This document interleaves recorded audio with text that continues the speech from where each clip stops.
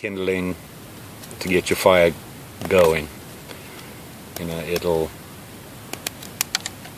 break off like that. But anyway.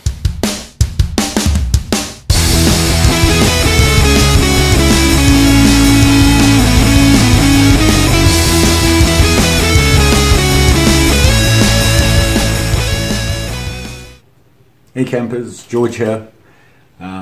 Sitting at my computer again. Been doing that a lot lately. The weather's been a little chilly. It's the middle of the night. Anyway, going through some videos and looking at stuff and thinking about other videos, and went back to my spare room where I keep all my camping and all that goodie stuff, and was going through one of my packs again, and it's my day pack. And although I carry a belt knife about 99% of the time, which is my Knives of Alaska one, the bush camp, I found another knife that I have, and I've had it for longer. It was the first belt knife I ever got, and I bought it before I went on my first solo kayak camp way back when, and was to Don Pedro, and I knew I needed a knife just for general camp work. So I went to the local store and had a look around, and you know, being on a budget and all, aren't we all? I found a knife that when I first looked at it I was like, okay, and then I took it out of the sheath and held it, and immediately the handle made all the difference. And that was the one thing that got me to buy this knife. And basically, it was this one.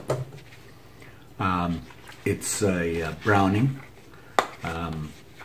Comes in a sheath. It's, I don't know what you call that sheath. It's synthetic. It's not leather or anything. It's the only downside to it. I didn't like the way that when it was inside, it rattled. Don't know if you can hear that. So it's not a snug fit, and you do need to use this clip or else you're going to lose your knife. But here it is here. It's the Browning. I do like this knife, and it's still a favorite of mine, although my other belt knife I use most of the time now for specific reasons. And this is the Browning model 0225, and I'll put a link to the website below so you can have a look at it and find out a little bit more about it. And the big thing that they push on this is that it keeps its edge. And it has. I've used it for a lot of things, and it's kept a really nice edge. Don't know if you can see that. And it's got, you know, the non-slip things on the top and all that good stuff. But like I said, the handle, the way it fit my hand was so comfortable, I had to get it. Plus it's shiny and sharp, which goes without saying. In the handle there is a sharpening tool. How good that is versus a real sharpening kit, probably not as good.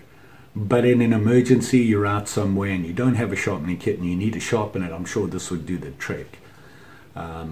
It's magnetic. It sits in there really well. It won't come out or anything, and it's a nice thing to have with it, handy should you need to sharpen your knife. So there it is, the Browning 0225 is the model number.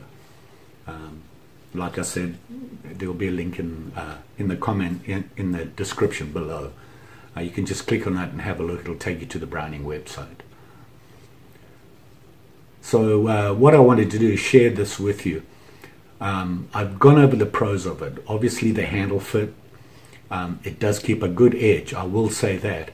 And I can do things like use a ferro rod. It'll cut just about anything, and it is sharp, and it's small and compact.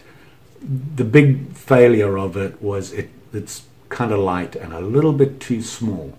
I'll put the all the information on it up. Well, actually in the video coming, I'll just add a slide in there that gives you all the info on it, the length, weight, that sort of stuff, so you can have a look at that.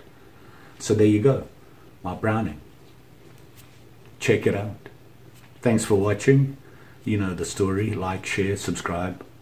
You've all been there before. And hopefully, after you watch this, you'll want to watch another one. I'm sure I'll be back.